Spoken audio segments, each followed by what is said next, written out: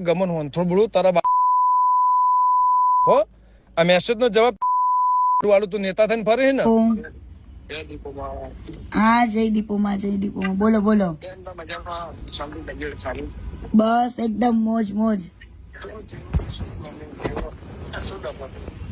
Problem તો ઘણા વર્ષોથી છે જ તે, પણ અત્યારે લગીને ચૂપ હતી.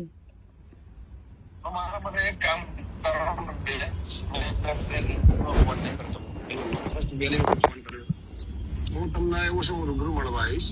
હા મારા માટે છે ને અત્યારે ખાલી એમના લાઈવ ના કરતા નહીં, પણ આની અંદર કોઈ સમાધાન નું હાથ નહીં, કઈ મારે કેવું છે જ નહીં, પણ દુનિયાને ખબર પડવી છે કે વ્યક્તિ શું છે. હું શું કહું બેન, હવે જિંદગીમાં સમજો એમને મને ફર્સ્ટ ટાઈમ બધા કર્યો અને જો કે હું કરું બી ના તમને મેં કોઈ દિવસ પોતા થવું એના હા એટલે તમારી પર્સનલ મેટર છે, મને ખબર છે. અને તારું ખાલી મારું માન રાખવાનું છે. અને ત્યાર વખતે કેવું છે ગમન બુવાજી, ત્યાર વખતે છે ને કીર્તિ પટેલ એકદમ ભોળી વ્યક્તિ હતી ને મેં સહન કરેલું છે બરાબર. અને ઈ મારા મા બાપ પાસે જઈને બેઠો, 3 વાર મારા પપ્પા પાસે ગયો, ત્યારે મેં એની મેટર ચૂપ રાખી હતી.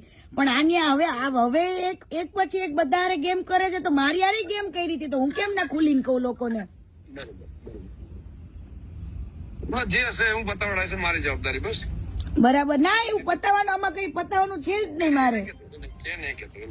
ખાલી મારા માટે એક ખાલી ભાઈ માટે એટલું ખાલી કરવું. આજે નાના આરી આબરૂ જાય, આજે મેં આટલું બધું કર્યું છે, મને તો મીડિયા વાળા કેટલાય કોલ કરે, હજુ મીડિયામાં તો ડિબેટમાં હું બેઠી જ નથી, કાલથી બેસીશ. આવા લોકોની આંખ ખુલવી જોઈએ, ખોટા માણસને સપોર્ટ કરીને કોઈ મતલબ નથી. ઈ કે એને કેટલી છોકરીઓની જિંદગી બગાડી એ બધું જ કહીશ.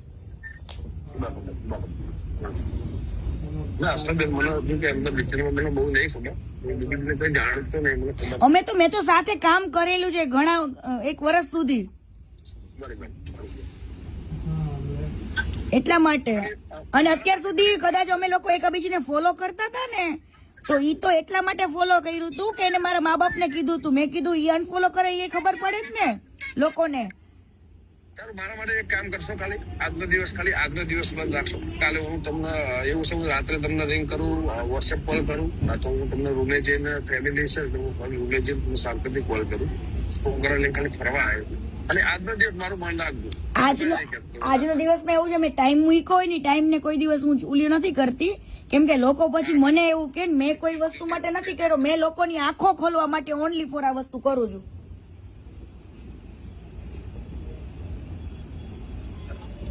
હેલો બરાબર. એટલે આમાં તમે સમજો બુવાજી,